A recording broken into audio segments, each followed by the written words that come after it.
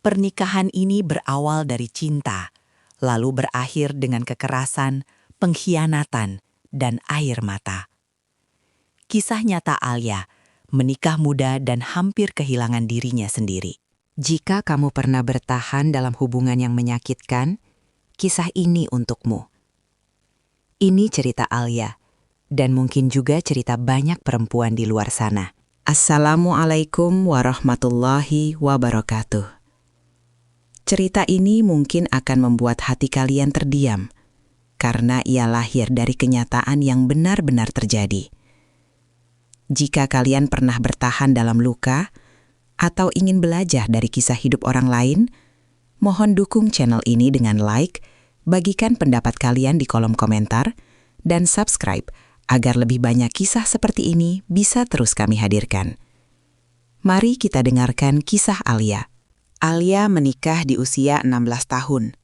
Usia di mana sebagian besar gadis seusianya masih sibuk menertawakan hal-hal kecil, bermimpi tentang masa depan tanpa tahu bagaimana rasanya memikul beban hidup. Namun Alia berbeda. Saat Fahri datang ke hidupnya dengan tatapan tenang dan suara yang terdengar dewasa, Alia merasa menemukan tempat pulang. Fahri sering berkata lembut, "Tenang saja, Li. Selama ada aku, kamu aman." Kalimat itu membuat Alia percaya bahwa cinta bisa menjadi segalanya. Keluarga Alia pun mengangguk, seolah menikah adalah jalan paling benar untuk menjaga kehormatan dan masa depan. Daripada pacaran lama-lama, lebih baik dinikahkan, kata orang-orang. Alia tidak sepenuhnya mengerti arti pernikahan, tapi ia mengerti satu hal. Ia mencintai Fahri. Di hari akad, tangan Alia gemetar, bukan karena ragu, melainkan karena harapan yang terlalu besar untuk tubuh dan jiwanya yang masih remaja. Ia tersenyum, percaya bahwa cinta akan selalu cukup, bahwa bahagia akan datang dengan sendirinya setelah kata sah terucap. Bulan-bulan awal pernikahan terasa seperti mimpi yang hangat. Alia bangun pagi menyiapkan sarapan dengan senyum malu-malu. Sementara Fahri sesekali memuji, "Masakanmu enak, Li." Pujian sederhana itu membuat Alia merasa dihargai sebagai istri. Namun seiring waktu, kenyataan mulai menunjukkan wajah aslinya. Fahri pulang dengan wajah lelah dan diam yang panjang. Masalah kecil berubah menjadi bahan pertengkaran. "Kenapa rumah berantakan?" bentaknya suatu hari. Padahal Alia baru saja menyelesaikan cucian. Alia terdiam, menelan kata-kata yang ingin keluar dari mulutnya. Ia masih anak-anak, tapi dipaksa menjadi dewasa dalam semalam. Ia belajar menahan tangis, belajar mengalah, belajar berkata iya, meski hatinya lelah. Dalam diamnya, Alia mulai berasa bahwa pernikahan bukan hanya tentang cinta, tetapi tentang bertahan. Masalah ekonomi datang seperti hujan yang tak pernah reda. Penghasilan Fahri tidak menentu, sementara kebutuhan hidup terus menuntut.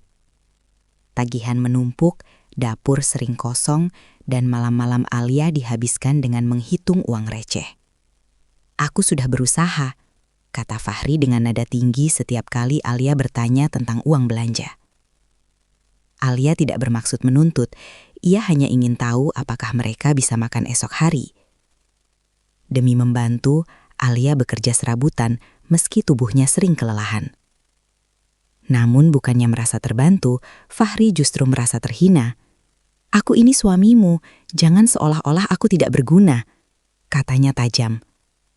Alia terdiam, menahan air mata. Ia ingin berkata bahwa ia hanya ingin bertahan bersama, tapi kata-kata itu tertelan oleh rasa takut.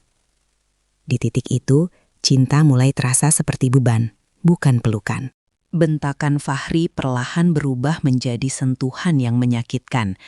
Tamparan pertama datang tanpa peringatan, diikuti keheningan yang menyesakan. Alia menangis dalam diam, sementara Fahri meminta maaf dengan suara bergetar. "Aku hilaf, Li. Aku janji tidak akan mengulanginya," katanya sambil memeluk Alia. Dan Alia, dengan hati yang masih penuh cinta, memaafkan. Namun janji itu berulang kali patah. Keterasan menjadi siklus yang tak berujung. Marah, menyakiti, menyesal, lalu mengulanginya kembali. Alia hidup dalam ketakutan. Setiap langkah Fahri membuat jantungnya berdegup lebih cepat. Ia sering bertanya pada dirinya sendiri di tengah malam, apakah ini yang disebut rumah? Namun setiap kali ia ingin pergi, cinta dan harapan palsu menahannya. Alia percaya suatu hari Fahri akan berubah. Saat luka Alia belum sembuh, pengkhianatan datang menghantam lebih keras. Fahri mulai sering pulang larut, ponselnya tak pernah lepas dari genggaman. Alia merasakan jarak yang semakin lebar di antara mereka. Hingga suatu hari, kebenaran itu terbuka. Pesan-pesan yang tak seharusnya ia baca. Alia gemetar, air matanya jatuh tanpa suara. "Kenapa, Mas?" tanyanya lirih. Fahri tidak menunduk, justru membalas dengan dingin. "Kamu terlalu banyak menuntut, aku lelah." Kalimat itu menghancurkan Alia sepenuhnya. Ia merasa gagal sebagai istri, sebagai perempuan, sebagai manusia. Malam itu, Alia duduk sendirian di sudut kamar, memeluk lututnya, bertanya pada Tuhan, "Jika cinta adalah sabar, sampai kapan aku harus terluka?" Di titik itulah, Alia mulai menyadari bahwa cinta yang menyakitkan bukanlah cinta yang harus dipertahankan. Hari-hari Alia setelah pengkhianatan terasa seperti berjalan dalam kabut tebal. Tubuhnya ada, tapi jiwanya lelah. Setiap pagi ia bangun dengan mata sembab dan dada yang sesak. Kekerasan Fahri semakin sering terjadi, seolah kemarahannya menemukan alasan baru untuk meledak. Hingga suatu malam, pertengkaran kecil berubah menjadi tragedi. Fahri mendorong Alia hingga terjatuh, kepalanya terbentur dinding. Dalam keadaan setengah sadar, Alia mendengar Fahri berteriak, namun suara itu terdengar jauh, sangat jauh. Saat Alia terbangun di rumah ibunya keesokan harinya, ia melihat wajah-wajah cemas di sekelilingnya. Ibunya menggenggam tangannya erat, dengan suara bergetar berkata, "Nak, menikah itu untuk menjaga, bukan menyakiti." Kalimat itu menembus dinding hati Alia yang selama ini ia bangun sendiri. Untuk pertama kalinya, Alia bertanya pada dirinya sendiri, bukan tentang cinta, melainkan tentang keselamatan. Di malam yang sunyi, Alia bersujud lama, menangis tanpa suara, memohon petunjuk. Dalam doa itulah ia akhirnya mengerti. Bertahan bukan selalu berarti kuat. Terkadang berani pergi adalah bentuk keberanian tertinggi. Keputusan itu tidak datang tanpa air mata. Saat Alia menyampaikan niatnya untuk berpisah, Fahri tertawa pahit. "Kamu tidak akan bisa hidup tanpa aku," katanya dengan nada meremehkan. Kata-kata itu menusuk, tapi tidak lagi melumpuhkan. Alia menatap Fahri dengan mata yang lelah namun mantap. "Aku mungkin tidak tahu banyak tentang hidup, Mas, tapi aku tahu aku tidak pantas disakiti," jawabnya pelan. Perceraian itu berjalan dengan penuh luka dan bisik-bisik orang. Alia disebut gagal, terlalu muda, terlalu lemah. Namun hanya Alia yang tahu betapa beratnya bertahan selama ini. Saat hari itu resmi berakhir, Alia menangis bukan karena kehilangan Fahri, melainkan karena kehilangan mimpi tentang keluarga yang ia harapkan. Ia menangis untuk gadis 16 tahun yang dulu percaya bahwa cinta cukup untuk segalanya. Tapi di balik tangis itu, ada rasa lega yang perlahan tumbuh, sebuah kebebasan yang belum pernah ia rasakan sebelumnya. Waktu berjalan, dan luka Alia tidak serta-merta hilang. Ada malam-malam ketika ingatan datang tanpa diundang, membuat dadanya kembali sesak. Namun Alia memilih melangkah. Ia mulai bekerja, belajar kembali, dan perlahan membangun hidupnya dari puing-puing masa lalu. Setiap langkah kecil adalah kemenangan. Alia belajar tersenyum tanpa rasa takut, belajar berbicara tanpa gemetar, dan yang terpenting, belajar mencintai dirinya sendiri. Suatu hari Alia berdiri di depan cermin dan berbisik, "Kamu kuat, kamu selamat." Pernikahan di usia 16 tahun mengajarkannya terlalu cepat tentang pahitnya kehidupan, tapi juga memberinya satu pelajaran penting. Harga diri tidak boleh ditukar dengan cinta yang menyakitkan. Kini Alia bukan lagi gadis yang bergantung pada janji. Ia adalah perempuan yang tahu bahwa cinta sejati tidak pernah datang bersama luka. Dan dari kisahnya, Alia ingin dunia tahu bahwa setiap perempuan berhak hidup dengan aman, dihargai, dan bahagia. Tidak semua yang kita perjuangkan layak untuk dipertahankan. Kadang, Tuhan menyelamatkan kita bukan dengan membuat kita bertahan. tetapi dengan memberi keberanian untuk pergi. Hikmah dari kisah Alia. 1. Cinta saja tidak cukup untuk membangun pernikahan. Pernikahan membutuhkan kesiapan mental, emosi, dan tanggung jawab. Cinta tanpa kedewasaan seringkali berubah menjadi luka. 2.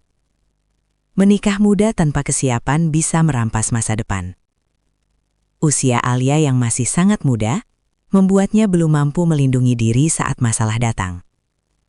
Kesiapan lebih penting daripada usia atau tekanan lingkungan. 3.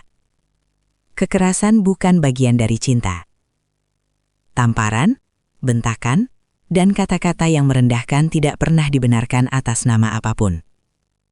Cinta yang sehat selalu menjaga, bukan melukai. 4. Perselingkuhan adalah pilihan, bukan kesalahan pasangan. Alia tidak gagal sebagai istri. Pengkhianatan Fahri adalah keputusan Fahri sendiri, bukan akibat kekurangan Alia. 5. Bertahan dalam luka bukan tanda kesetiaan. Kesabaran memiliki batas. Ketika keselamatan dan harga diri terancam, pergi adalah bentuk keberanian, bukan kegagalan. 6. Ekonomi yang rapuh sering memicu konflik, tapi tidak membenarkan kekerasan.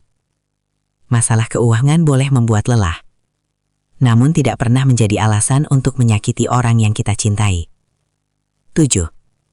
Harga diri lebih berharga daripada mempertahankan status. Menjadi janda tidak membuat Alia rendah. Justru keberaniannya menyelamatkan diri menunjukkan kekuatan sejati seorang perempuan. 8. Setiap perempuan berhak hidup aman dan dihargai. Pernikahan seharusnya menjadi tempat pulang yang menenangkan, bukan ruang ketakutan. 9. Luka bisa menjadi jalan menuju kedewasaan. Alia memang terluka, tapi dari luka itulah ia belajar mengenal dirinya dan membangun hidup yang lebih baik. 10. Berani memilih diri sendiri adalah bentuk cinta tertinggi. Saat Alia memilih pergi, ia tidak egois. Ia sedang menyelamatkan hidupnya. Terima kasih sudah menjadi pendengar yang baik. Semoga kisah Alia hari ini menguatkan hati yang sedang lelah. Dukung kisahku dengan like, tuliskan perasaan kalian di kolom komentar, dan subscribe agar lebih banyak kisah kehidupan bisa terus menemani langkah kita. Sampai jumpa di kisahku, tempat luka tidak dihakimi, tapi dipeluk dengan cerita. Wassalamualaikum warahmatullahi wabarakatuh.